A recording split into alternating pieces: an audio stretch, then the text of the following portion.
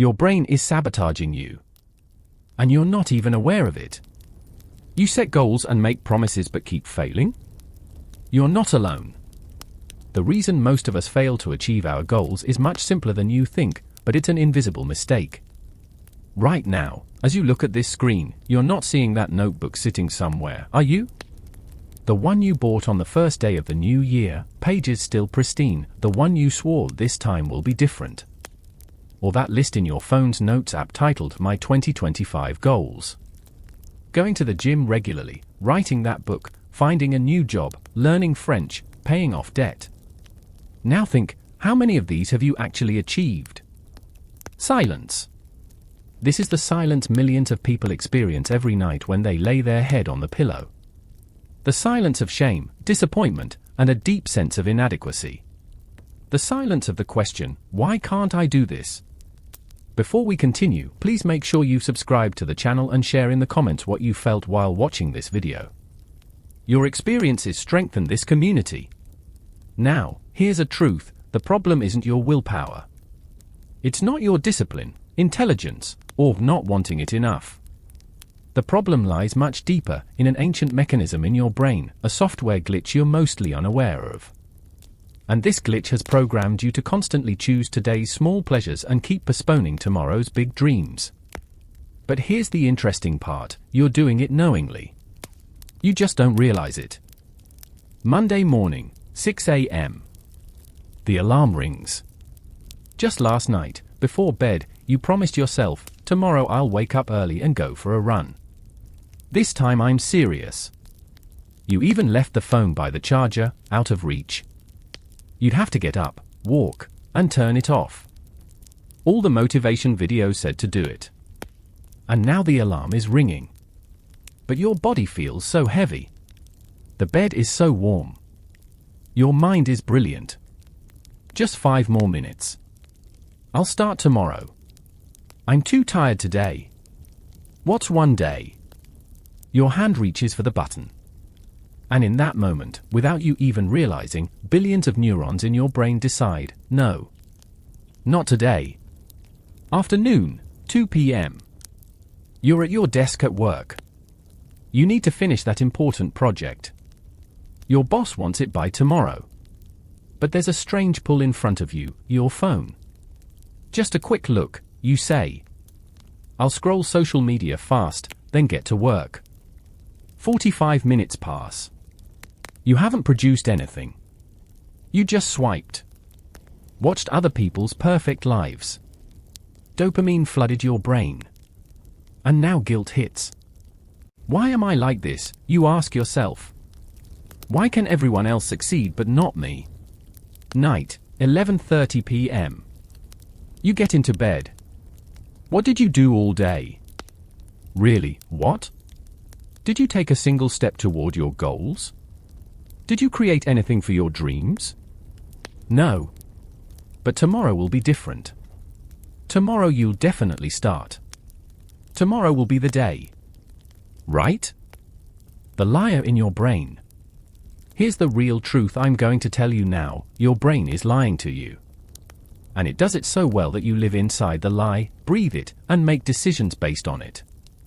In your brain, there's a region called the prefrontal cortex. This is the part that sets you apart as human, the part that can plan for the future, think long-term, and set goals. This is your CEO. The part that says, I want to run a marathon in 6 months. I want to lose weight.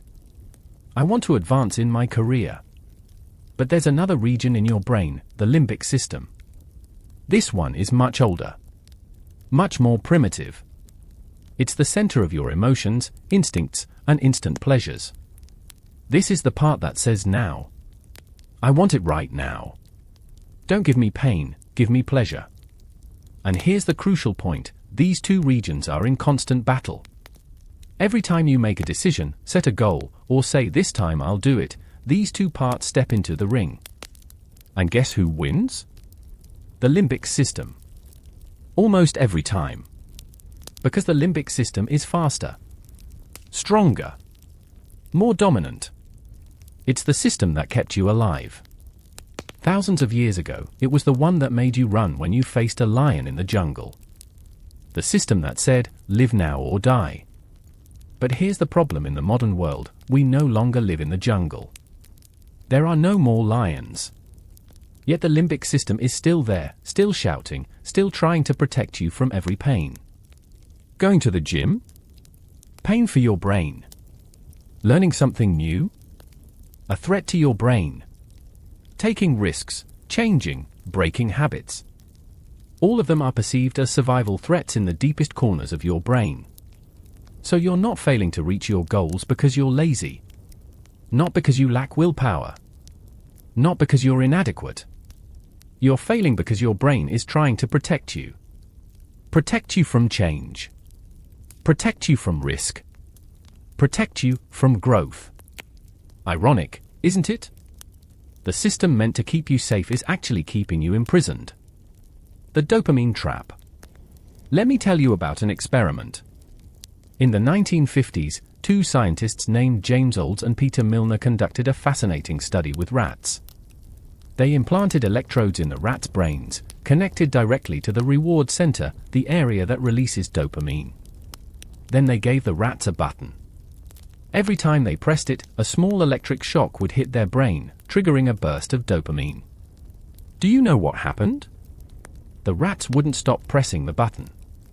They neglected food. They neglected water. They just kept pressing. Over and over. One rat could press it up to 7,000 times in an hour. Because dopamine isn't just a happiness hormone. Dopamine is the want more hormone.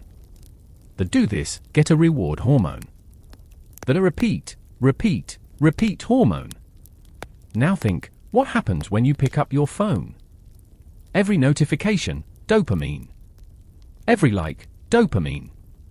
Every new message, dopamine. Every scroll, dopamine. Your brain is pressing the button. Again and again and again. And the worst part? This isn't dopamine from real achievement. This is fake dopamine. Cheap dopamine. The kind that tricks your brain into thinking you've accomplished something, but actually takes you nowhere. That's why you feel exhausted when you get into bed at night, but not fulfilled. That's why you stay busy all day but produce nothing. That's why you seem to be in constant motion but never actually go anywhere. Because your brain is caught in the dopamine wheel. And the wheel keeps spinning, spinning, spinning. But it's not taking you anywhere. You're just running in place. Let me tell you a story. A true one. Jessica was a 32-year-old graphic designer. Talented. Passionate. Full of dreams. She wanted to start her own agency.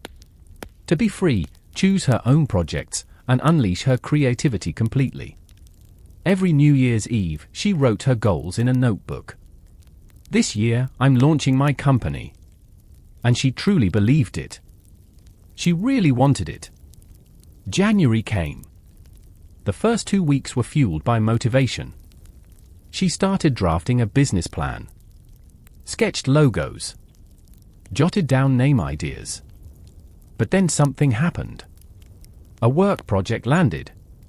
A friend had a crisis. A weekend getaway popped up. And slowly, the fire died. By March, the notebook was forgotten somewhere. In April, she was angry at herself. Why couldn't I do it? She asked. Why does this always happen? In May, she consoled herself. Maybe I wasn't ready. Maybe it wasn't the right time. And when December rolled around, she bought a new notebook. This went on for 9 years. 9 years. 9 notebooks. 9 times saying, this time will be different. 9 lies. When I confronted Jessica about it, she said something I'll never forget. It's like I'm two people, she said. One version of me lies in bed at night, ready for anything, fearless, strong. The other wakes up in the morning, scared, doubtful, exhausted. And the morning me always wins. That's when I understood. Jessica's problem wasn't lack of willpower. It wasn't lack of motivation. Her problem was that two versions of her brain were making decisions at different times. And you're living the same thing, aren't you? When you get into bed at night, you convince tomorrow will be the start. Tomorrow will be different. Tomorrow you'll be strong. Tomorrow you'll be ready. But when you wake up in the morning, you're a completely different person. Time inconsistency, the time machine in your brain. Behavioral scientists and economists call this time inconsistency. Let me explain it simply. Your brain imagines the future as perfect, bright, easy, possible. When you say, "I'll work out tomorrow," your brain pictures it, a sunny morning, an energized body, a joyful run. But when tomorrow actually arrives, dark, cold, tired, the bed is warm. Reality is nothing like the fantasy. And your brain gets confused. This isn't the tomorrow I imagined, it says. Maybe the day after. One study showed that people see their future selves as strangers. Literally. When you think about your future self, the same brain regions light up as when you think about someone else. So when you say, "I'll lose weight in the future," what you're really saying is, that stranger in the future will lose the weight. Not me. Him. And present you? Present you can eat the cake. Because the stranger will pay the price. Future you. But here's the problem, the future never arrives. Because you're always living in the now. And in every now, your brain plays the same game, future me will handle it. An endless cycle of postponement. An endless lie. Let's go back to Jessica. In her 10th year, something happened. A breaking point. At the office, a new intern started. A young girl. 23 years old. Bright-eyed, full of energy. One day she asked Jessica, "How long have you been working here?" 10 years, Jessica said. "Wow. You must be an expert here. What are your career goals?" Jessica froze. Career goals. Her own agency. Freedom. Her dreams. All of them left behind in that first notebook, 10 years ago. That night, when she got home, she looked in the bathroom mirror. And for the first time, she really saw herself. She was 32. But she could also see herself at 42. At 52. At 62. In every version, the same thing, regret.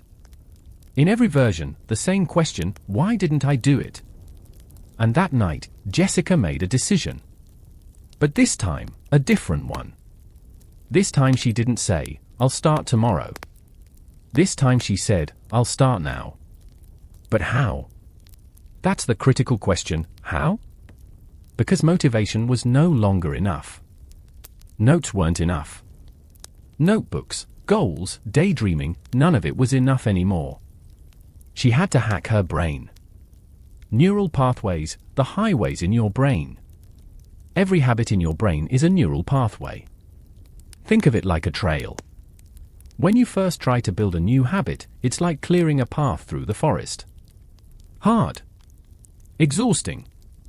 Every step is a struggle. But your old habits? They're highways. Wide, smooth, fast.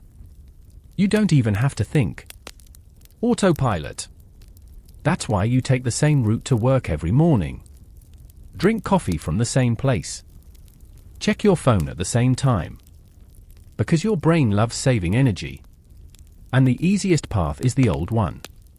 But when you set a new goal, try to build a new habit, your brain says, "No. This path is too tiring. Use the highway." And you resist. "No, this time I'll do it differently." A few days later, you're back on the old highway. You don't even realize how you got there. So what's the solution? Close the highway? No. You can't close it. It's too strong. But you can build a new path. And by using it every day, every single day, you can turn it into a highway too. Here's the secret, building new habits isn't about willpower. It's about repetition. Rewiring neural pathways. But this takes time. And here's the problem, your brain doesn't want time. Your brain wants now. So how do you trick it? How do you give it the feeling of now while working toward a long-term goal? The micro-reward system.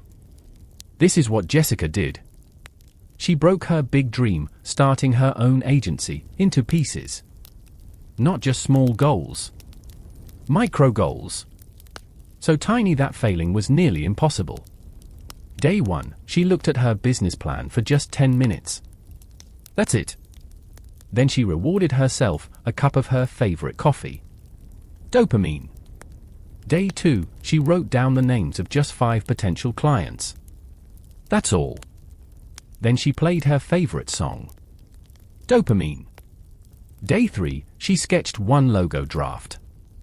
Then showed it to a friend and shared it. Dopamine. Every day, a tiny step. And after every step, an immediate reward. She was tricking her brain. Look, she told it, we're getting a reward now.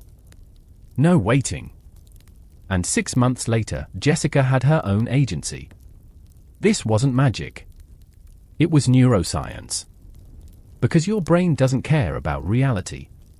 It only cares about dopamine. And if you give it dopamine right away, it will want to repeat the behavior.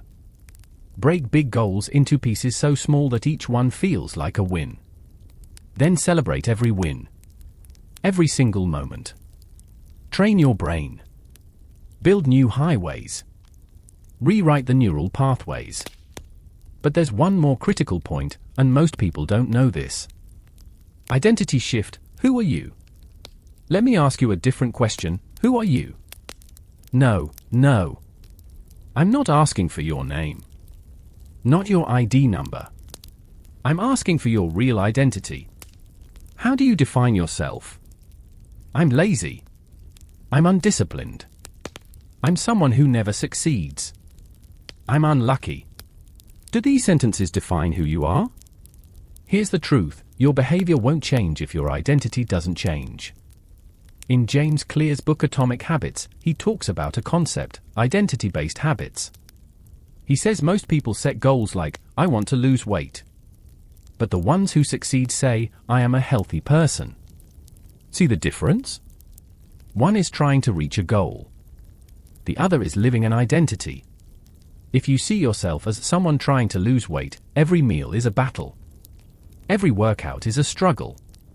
Because that's not who you are. You're not that kind of person. But if you see yourself as a healthy person, every choice is a reflection. Healthy people don't eat like this. Healthy people move. Healthy people rest. Your identity shapes your behavior. Automatically. So if you want to reach your goals, you must first build the identity. What did Jessica do? Every morning in front of the mirror, she told herself, I am an entrepreneur. She didn't have the agency yet. No clients. But she changed her identity. I am an entrepreneur. And what does an entrepreneur do? Takes risks. Researches. Learns. Acts. Jessica was no longer someone who wants to be an entrepreneur. She was one. Her behavior followed. Now think, how do you define yourself? And is that identity pulling you toward your goals, or away from them? Another truth for you, your willpower isn't infinite. Willpower is like a muscle. And muscles get tired. When you wake up in the morning, your willpower is full. Energized. Ready. But as the day goes on, every decision chips away at it. I won't eat the donut. A little willpower spent. I won't gossip at the office. A little more. I won't check my phone. A little more. By the time you get home in the evening, your willpower is gone. That's why you make the worst decisions at night. That's why you eat junk food. That's why you spend hours on the couch scrolling, only to regret it in the morning. Because your willpower is depleted. So what's the solution? Stronger willpower?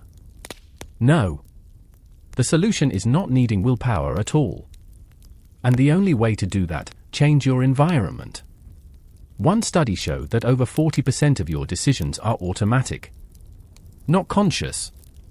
Just reactions to your surroundings. You see junk food, you eat it. You see the phone, you check it. You see the couch, you sit. But what if you change your environment? What if the junk food isn't there? What if the phone is out of reach? What if instead of a couch, there's a yoga mat? This is what Jessica did. She redesigned her home for her goals. She removed the TV from the living room. Replaced it with a desk. She got a charging station for her phone by the door. When she walked in, the phone stayed there, not on the table. She cleared out the fridge. No junk. Only ready, healthy snacks. The first week felt strange. The house didn't feel like home. But by the second week, her body adapted. By the third week, she didn't even notice. Autopilot had switched to the new route. Your environment shapes your behavior. Automatically. Unconsciously. So the question is, what behaviors is your environment pushing you toward right now? And are those behaviors bringing you closer to your goals? Instant pleasure versus long-term fulfillment. Now we face a paradox. On one side, instant pleasure. Easy. Immediate. Guaranteed. On the other, long-term fulfillment. Hard. Uncertain. Risky. And every second, your brain demands a choice. Check the phone, or read a book. Eat fast food, or cook at home. Keep watching the show, or go to sleep. Every choice is a battle. And the truth is, if you try to fight this with momentary willpower, you'll lose. Not always. But most of the time. Because the limbic system is too strong. And it always says now. Always now. But there's something else. Something very few people know. Instant pleasure actually makes you unhappy. A Harvard study. 75 years long. Thousands of people followed. And the result?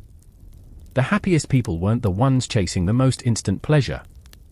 The happiest were those working on long-term goals, building meaningful relationships, overcoming challenges. Because happiness isn't pleasure. Happiness is fulfillment. Growth. Meaning. But your brain doesn't know that.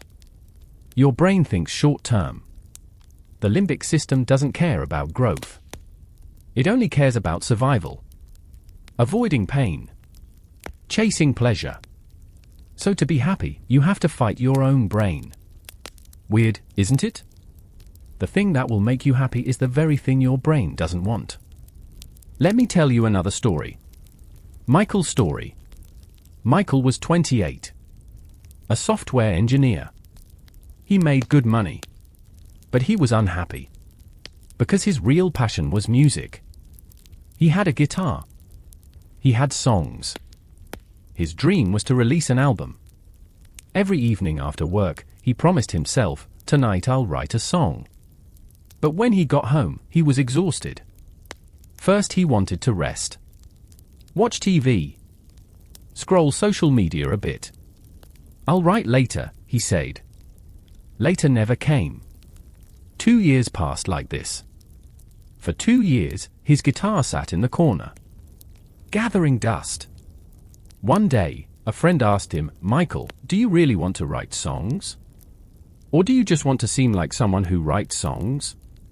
Michael got angry. "Of course I want to," he said. "Then why aren't you writing?" Because I don't have time.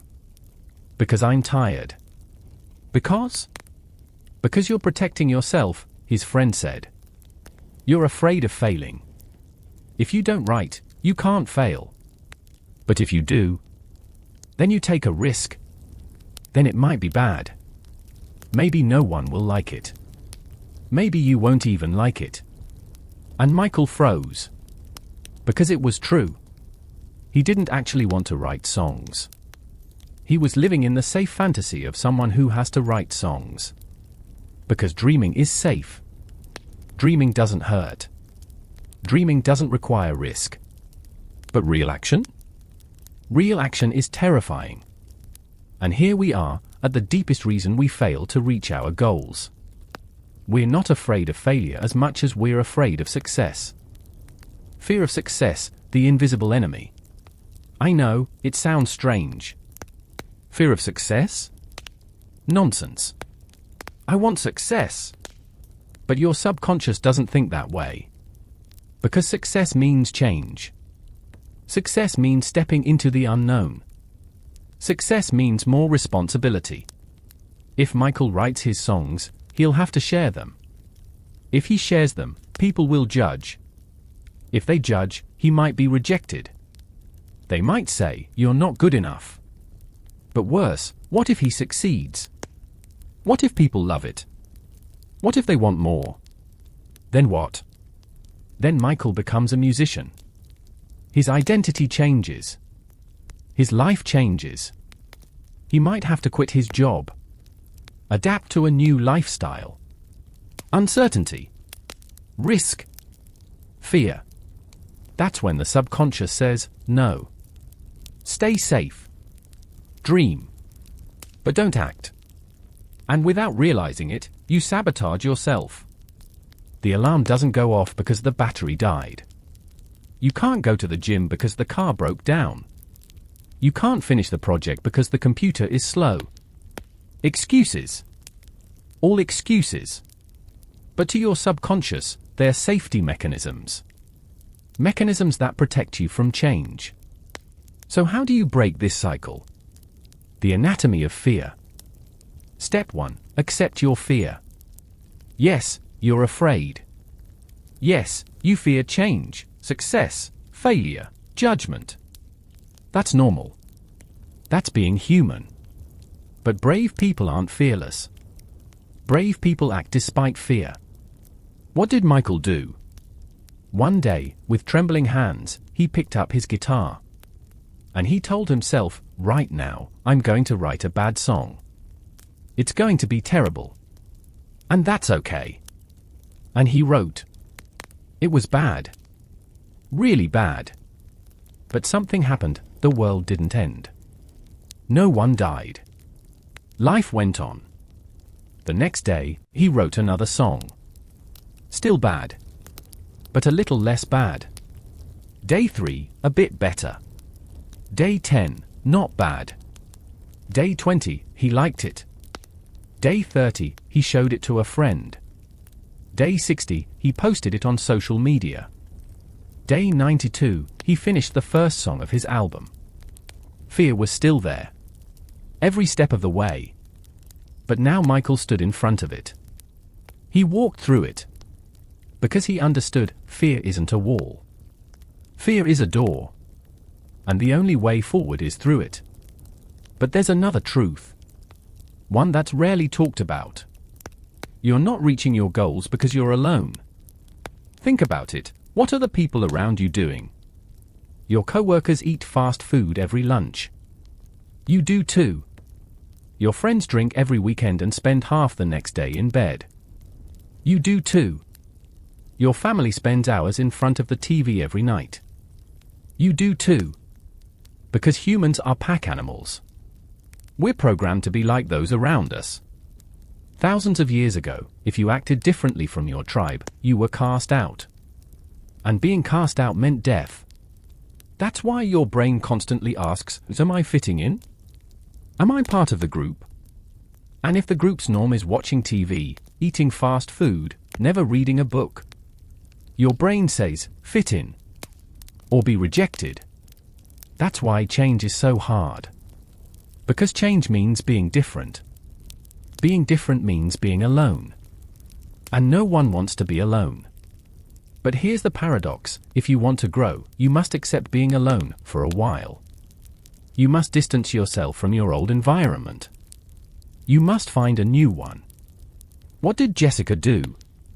She started spending less time with her old friends. They still went out drinking every Friday. Jessica started saying no. At first, it hurt. You've become boring, they said. You've changed. You're not fun anymore. It stung. These were friends she'd had for years. But Jessica did something. She found a new community. A group of entrepreneurs. They met once a week. Shared ideas.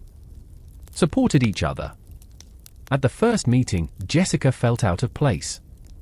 Everyone was further along. Everyone seemed more successful. But by the third meeting, she noticed something. These people were pulling her up. Their standards became hers. Their normal was her goal. And 6 months later, Jessica was a normal member of that group. She had her agency. Clients. Success. Because she changed her environment. Jim Rohn has a famous quote, "You are the average of the 5 people you spend the most time with." Think about it. Who are your 5 people? And are they pulling you up or down? The social comparison trap. But in the modern world, there's another problem: social media. Every day, on your screen, you see thousands of successful people. Working out.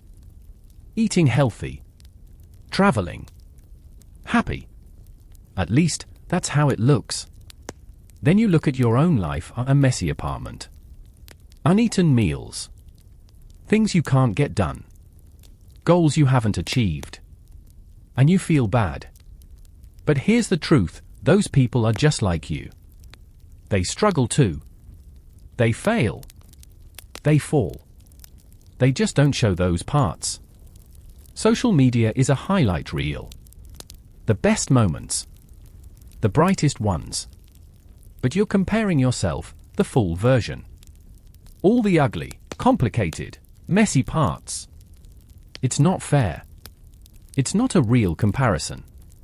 One study showed that every hour spent on social media increases unhappiness, raises depression risk, lowers self-confidence.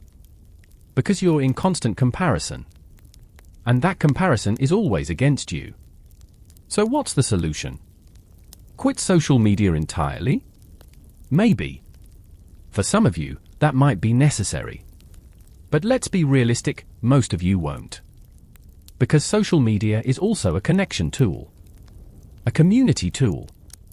So a different approach: change what you consume. Unfollow the accounts that drag you down.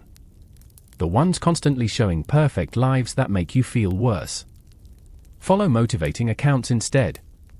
Real, honest ones. Accounts that share the process and the failures. Social media is a tool. And like any tool, it can hurt you or help you. The choice is yours. Let me paint a different scene for you. It's 2 a.m. You're in bed. You can't sleep. Because today, you didn't do it again. You procrastinated again. You avoided it again. And now, in the dark, staring at the ceiling, a voice comes from within. Deep. Painful. I'll never change. In that moment, a wave of hopelessness hits. It engulfs your entire body. Because you believe it. You really do. How many times have you tried? How many times did you start and quit? How many times did you say, "This time it's different"? And none of it worked. Maybe the problem is you. Maybe you're truly different. Maybe you're someone who just can't do it. That's the darkest moment. And we've all been there. All of us. But now, let me tell you a truth. Perhaps the most important truth in all this? You're not a failure. You're just using the wrong system. Think about it. Do you remember learning to ride a bike? At first, you fell. You fell again. Over and over. But one day, you got it. You found the balance point. And now, you ride without thinking. What changed? Did you become stronger? More disciplined? No. Your brain created a new neural pathway. It developed a new automation. Riding a bike is no longer a conscious effort. It's an automatic skill. The same goes for your goals. You're failing right now because you're using the wrong system. The willpower, motivation, work hard at system. But the right system is different, the automation system. The environment design system. The identity change system. The micro steps system. And this system works. Always. Without exception. But with one condition, you must be patient. Time and patience, the overlooked factor. Here's another reason for failure: we give up too early. In the modern world, everything is instant. Instant food delivery. Instant videos. Instant replies. And your brain has adapted to this. It no longer knows how to wait. You set a goal. 1 week passes, no change. 2, 3 weeks. Still nothing. And you quit. It's not working, you say. It doesn't work for me, you say. But here's the truth: everything is working. You just can't see it. Because change is invisible. For a long time, it's invisible. James Clear has a metaphor, the ice cube analogy. You're in a room. The temperature is -5 degrees. There's an ice cube in front of you. You slowly raise the temperature. -4, -3, -2, -1, 0. Nothing happens. The ice is still ice. 1 degree, 2 degrees. Still no change. But then, when you reach 32 degrees Fahrenheit, 0 degrees Celsius, something happens: the ice starts to melt. Suddenly. Dramatically. But here's the thing: the change didn't happen at 32 degrees. It was happening at every degree. Starting from -5. It just wasn't visible. The same goes for your goals. You're putting in effort every day. But you see no change. No weight loss. No promotion. No progress in work. And you think, I'm wasting my time. But no. You're moving toward that critical temperature. Getting a little closer every day. And one day, suddenly, everything will change. Suddenly, results will appear. Suddenly, you'll say, it happened overnight. But in reality, nothing happened overnight. Everything was gradual. You just couldn't see it. So how long does it take? How much patience is needed? On average, it takes 66 days for a new habit to become automatic. For some, 18 days, for others, 254 days. But the average, 66 days. 2 months. How many days do you try before quitting? 1 week? 10 days? 2 weeks? You're giving up before the ice even reaches its melting point. Let's go back to Michael. You haven't forgotten, right? Michael, the songwriter. On the 92nd day, he finished his first song. But he didn't show it to anyone. Because he was afraid. It's not good enough, he told himself. Let me work on it a bit more. Day 100 came. Still no sharing. Day 110. Still. And a friend asked him, Michael, is that song done? Yes, but what? It's not perfect. His friend laughed. Nothing is perfect. Share it. But what if people don't like it? What if they don't? Will you die? Will the world end? Michael thought. Then, with trembling hands, he picked up his phone. Uploaded the song. To a music platform. Made it public. And clicked. In that moment, his heart was pounding wildly. There was a void in his stomach. Like he jumped off a cliff. First hour, nothing happened. 0 listens. Second hour, a few listens. But no comments. Michael's thoughts, it's awful. Nobody liked it. I knew it. I'm not a musician. This was a mistake. But in the third hour, a comment came. From a stranger. Nice song. Looking forward to more. That's all. Just one sentence. But for Michael, that sentence was everything. Because someone heard it. Someone felt it. Someone connected. And in that moment, Michael understood something: perfection isn't a goal. Perfection is a trap. Because perfection is the excuse that keeps you from ever sharing. Perfection is the excuse that keeps you from ever finishing. I'll share it when it's good enough. But when is good enough? Never. Here's another key lesson: done is better than perfect. Done is out there, in the world, real. Perfect is in your head, in imagination, non-existent. After that, Michael shared one song every month. Some were good. Some were bad. But all were real. A year later, he still had a loyal listener base. He did his first live performance. In a local coffee shop. 10 people in front of him. But those 10 people were an arena to him. Because he had turned his dream into reality. Perfectionism, the hidden saboteur. Now a question for you: are you a perfectionist? Yes, you might say. And that's a good thing. It means I have high standards. No. It means you never finish anything. Perfectionism is fear. Fear of judgment. Fear of rejection. Fear of being inadequate. And your brain masks this fear as high standards. I only do quality work, you say. But in reality, you do no work. Because nothing is good enough. Research shows perfectionists are less successful, less happy, and more anxious. Their anxiety persists. They constantly feel inadequate. And they never finish anything. So what's the solution? Do shoddy work? No. The solution: learn the good enough standard. Not everything needs to be perfect. Some things just need to be done. Does this email need to be perfect? No. It just needs to be sent. Does this report need to be perfect? No.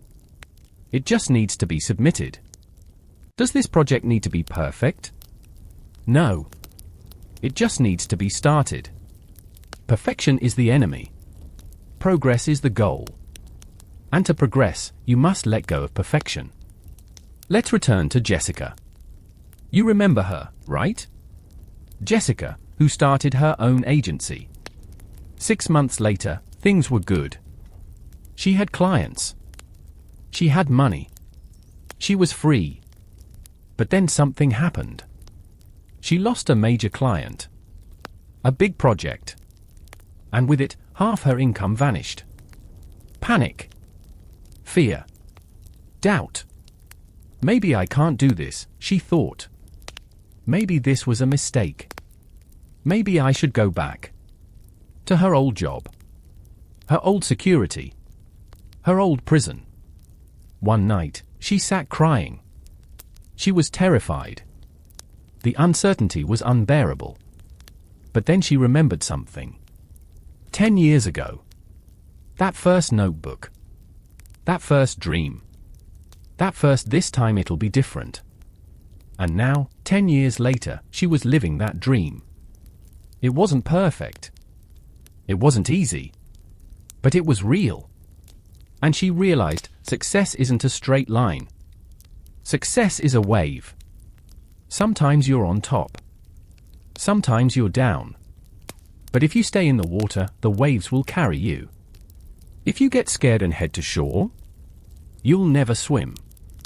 Jessica made a decision. She wouldn't go back to land. She'd trust the waves. She reached out to new clients. Started new projects. Tried new strategies. 2 months later, she landed 2 new major clients.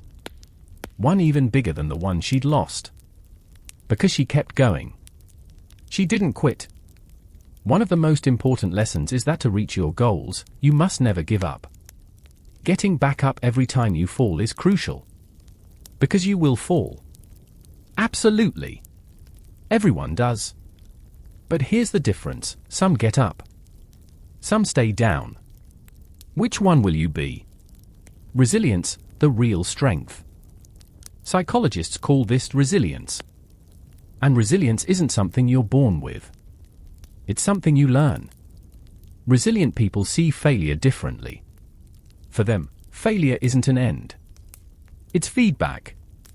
This didn't work. What else can I try? Non-resilient people take failure personally. I'm a failure. I'm inadequate.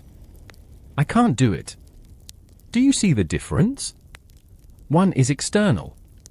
One is internal. One is a situation. One is an identity. And your brain responds based on how you frame it. If you say, I'm a failure, your brain says, you're right. Why even try? We'll fail anyway. But if you say, this attempt didn't work, your brain says, okay. Let's try another one. Carol Dweck's research from Stanford. Growth mindset versus fixed mindset. Fixed mindset, this is who I am. I can't change. My abilities are fixed. Growth mindset, this is who I am right now. But I can grow. I can learn. I can change. Research shows people with a growth mindset are more resilient to challenges. They spend more time. They achieve more success. Because for them, failure is information. Experience. Growth. So which mindset do you have? And if you're in a fixed mindset, how do you change it? Reframing your thoughts. Now I'll show you a practical technique. In every moment of failure, ask yourself 3 questions. 1. What did I learn from this experience? Think until you find the answer. There's a lesson in every failure. Knowledge in every fall. Find it. 2. What can I do differently next time? Focus on the solution. Not the problem. Not the past, but the future. This question puts your brain in problem-solving mode. 3. Is this worth giving up on my goal? Most of the time, the answer, no. Losing one client isn't worth abandoning a 10-year dream. No. One bad workout isn't worth giving up on being healthy. No. One rejection isn't worth giving up on love. No. Perspective. It's all perspective. Jessica did this. With every failure, she asked the 3 questions. And slowly, she stopped fearing failure. Because failure was no longer an enemy. It was a teacher. But Jessica had another secret to her success. And I haven't mentioned it yet. That group of entrepreneurs, remember? The one she met with once a week. It wasn't just networking. It was an accountability system. Every week, everyone shared their goals. And the next week, everyone reported progress. This week I called 2 clients. This week I updated the website. This week I wrote a blog post. Small steps. But steps shared in front of everyone. And that changed something, accountability. Because when you promise yourself, it's easy to break. No one sees. No one knows. Just you.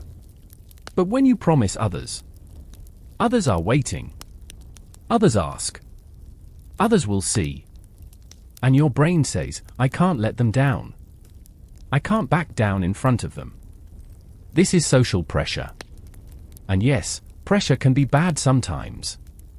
But sometimes it's exactly what you need.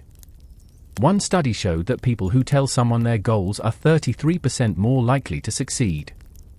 And if they give regular progress reports, 76% more successful. Because they're no longer alone. They're part of a community. So do you have a community? Do you have someone to be accountable to? Or are you still fighting alone? Find an accountability partner. Here's a practical step: find one person. Just one. And tell them, I want to, goal. And I want to give you a progress report every week. Hold me accountable. This person can be a friend, a family member, a colleague, even a stranger from the internet. What matters, they listen. They ask. They expect. And every week, you report to them. What did you do? What didn't you do? Why? At first, it will feel awkward. Even embarrassing. Because some weeks you'll have done nothing. But shame is a motivator. You'll want to have something to report next week. And slowly, these weekly reports will build momentum. 1 week something. Next week something. One more. One more. And 3 months later, when you look back, you'll be amazed. How did I do this? You didn't do it alone. You did it with your community. Now let's fast forward 1 year. To Jessica. Her agency has grown. She has 2 employees now. An office.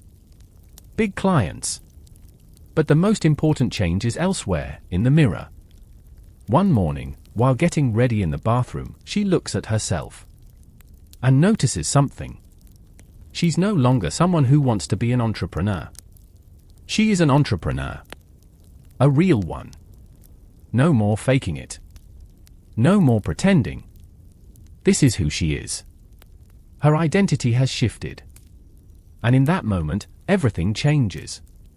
Because she no longer makes decisions out of force. She no longer pushes herself. She simply lives who she is. It's no longer, what would I do? It's, what do I do? She wakes up early. Because entrepreneurs do. She eats healthy. Because entrepreneurs value their bodies. She says no. Because entrepreneurs protect their time. Her behaviors are a reflection of her identity. And here's the big transformation: goals are no longer external. They're internal. Because you are now that person. That version. That identity. As James Clear says, every action is a vote for the type of person you wish to become. Every time you wake up early, 1 vote. I am disciplined. Every healthy meal, 1 vote. I am someone who cares about my health. Every book you read, 1 vote. I am a learner. And when you collect enough votes, you win the election. Your identity changes. You change. Have you ever experienced this? Now stop. Just for a moment. And look back. Is there something in your life that once seemed impossible but now feels natural? Driving a car. It was hard at first, right? So many things to remember. Clutch, signal, brake, gas, gears. But now? You do it without thinking. Or maybe learning a new language. At first, every word was a struggle. But now, some words come automatically. Or perhaps a relationship. At first, talking to that person was terrifying. But now, they're your closest friend. See? You already know how to do this. To change. To transform. To make the impossible possible. You just forgot how. But your brain remembers. It always remembers. You just need to give it the right signals. Let's return to Michael. One last time. 2 years later, he released his first album. 10 songs. All written and composed by him. It wasn't a big hit. Didn't chart on Billboard. Didn't get millions of streams. But a few hundred people listened. A few hundred liked it. A few wrote to him, "This song means so much to me. Thank you." And for Michael, that was enough. Because he was no longer a dreamer. He was a do. He didn't quit his job. Still a software engineer. But now he plays guitar in the evenings. Writes songs every night. He knows who he is in those hours. And he's happy. Because his goal wasn't fame. It was living his dream. Expressing himself. Creating. And he's doing it. Every day. This is success. Not always big, bright, visible to everyone. Sometimes success is quiet. Personal. A transformation only you know. But that transformation changes everything. Why don't we reach our goals? Summary. Now step back. Look at the whole journey. Why don't we reach our goals? Because our brain sabotage us. Limbic system versus prefrontal cortex. Now versus future. And most often, now wins. Because we fall into the dopamine trap. Cheap, fake dopamine. Social media, instant pleasures, procrastination. Fake satisfaction instead of real success dopamine. Because of time inconsistency. We're one person at night, another in the morning. We see our future self as a stranger. They'll handle it, not me. Because old neural pathways are too strong. Highways. Building new ones is hard. It takes time. And we give up too soon. Because our environment shapes us. And if it supports old habits, change is impossible. Because we fight alone. No community. No accountability.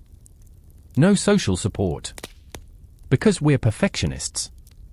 And perfection means never finishing. Never sharing. Never starting. Because we fear failure.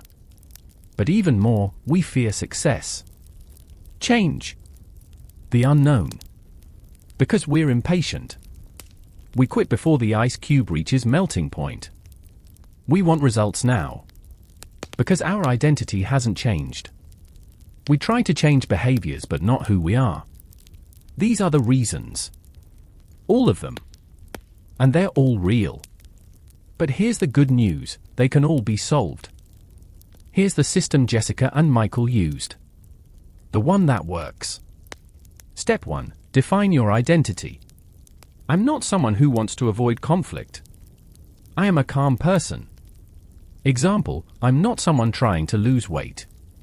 I am a healthy person. Step 2. Break the goal into pieces. Set your big goal. Then break it into such tiny pieces that failing at any one is almost impossible. Write a book, write 100 words every day. Step 3. Set up a micro-reward system. After every small win, reward yourself immediately. Give your brain dopamine. Right away. Wrote 100 words, I drink my favorite coffee. Step 4. Redesign your environment. Remove everything that triggers old habits. Add everything that makes new habits easy. Phone no longer in the bedroom. Book on the nightstand. Step 5. Find an accountability partner. One person. Just one. Report to them every week. What did you do? What didn't you do? Why? Step 6. Find a community. People on the same path. With the same goals. Let their norm become your target. Step 7. Reframe failure. Failure is not an endpoint. It's feedback. After every setback, ask 3 questions. What did I learn? What could I change? Is this goal worth quitting? Step 8. Drop perfection. Learn the good enough standard. Done is better than perfect. Always. Step 9. Be patient. 66 days. On average, 66 days. Wait until the ice cube melts. Don't quit early. Step 10. Repeat. Every day. Consciously. Intentionally. Rewrite the neural pathways. Build automation. That's the system. Simple. But not easy. Because if it were easy, everyone would do it. But you're not everyone. Are you? Now close your eyes. Come on, really. Imagine 1 year from now. Exactly 1 year from today. You, the version who has reached your goals. Your dream version. How do you look? How do you stand? How do you walk? What do you feel when you wake up in the morning? Pride? Satisfaction? Peace? What do you see when you look in the mirror? A familiar stranger? A new you? How do people see you? Do they say, you've changed? Do they askily ask, What happened to you? And what do you answer? One day I woke up and decided? Or slowly, step by step? Now feel that sensation. Really feel it. Show your brain, this is possible. This can be real. Because your brain can't distinguish imagination from reality. If you imagine it vividly enough, your brain believes it. And when it believes, behavior follows. But here's the truth. Now open your eyes. And here's the truth. That version of you from 1 year from now won't arrive tomorrow. Not in a month. Not even in 6 months.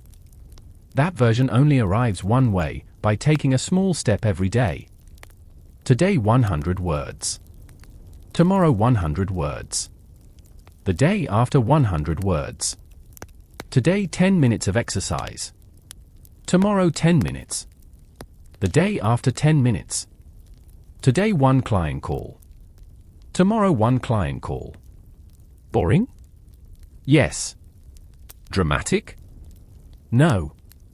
Glamorous? Never. But does it work? Always. Because success isn't sexy. Success is boring. Repetitive.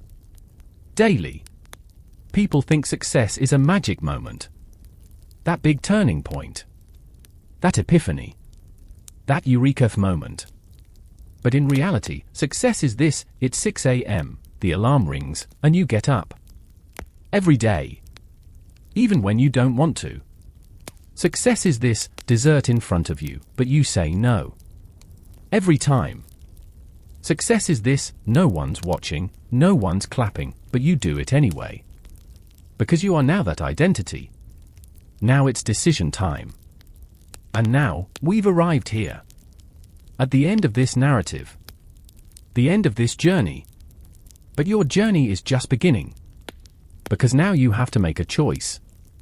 There are 2 paths in front of you. Path 1, you close this video. That was a nice video, you say. Maybe you feel a little motivated. Maybe a little hopeful. But tomorrow, everything goes back to normal. Old habits. Old you. Old life. And 1 year from now, you'll be right here again. Same goals. Same frustrations. Same question, why can't I do this? Path 2, you close this video. And immediately, right now, you do something. Anything. Something small. Maybe you grab a notebook. Maybe you write down your identity. Maybe you message an accountability partner. Maybe you just do 10 push-ups. Write a total of 100 words. Simply open your phone. It doesn't matter what it is. What matters, now. Immediately. Because there's no such thing as tomorrow. There's only now. Constant now. And whatever you do in this now shapes the next now. So the question is, what now will this now create? Final words. I told you the stories of Jessica and Michael. But now let me tell you a secret. Jessica isn't real. Michael isn't real. But their journeys are real. Their struggles are real. Their transformations are real. Because their stories come from the stories of millions of people. Thousands of people who once stared at a screen like you, asking, why can't I do this? And one day, something happened. A decision. A step. A beginning. And now, they're somewhere else. Not necessarily a better place. But a more real place. A more authentic place. A place more of themselves. And you can get there too. But there's only one way: start. Now. Take action. Share in the comments, what are your goals? And what will be your first small step after this video? Just write it. Not to yourself, to us. To the community. Because the moment you write it, you've made a promise. You've sent a signal to your brain, this is real. This is happening. And we'll be here. Your accountability community. Your supporters. Because remember, you're not alone. Millions of people are asking the same question, fighting the same fight, walking the same path. And some of them succeed. Just some. Why not you? The moment real transformation begins. Now one last thing. And this might be the most important. As you read these words right now, your brain is changing. Literally. Physically. Every idea you read, every scene you imagine, every emotion you feel is creating neural connections in your brain. And those connections will shape your future behaviors. So this wasn't just a video. This was planting a seed. But here's the thing, seeds don't grow on their own. They need water. A little every day. With patience. With care.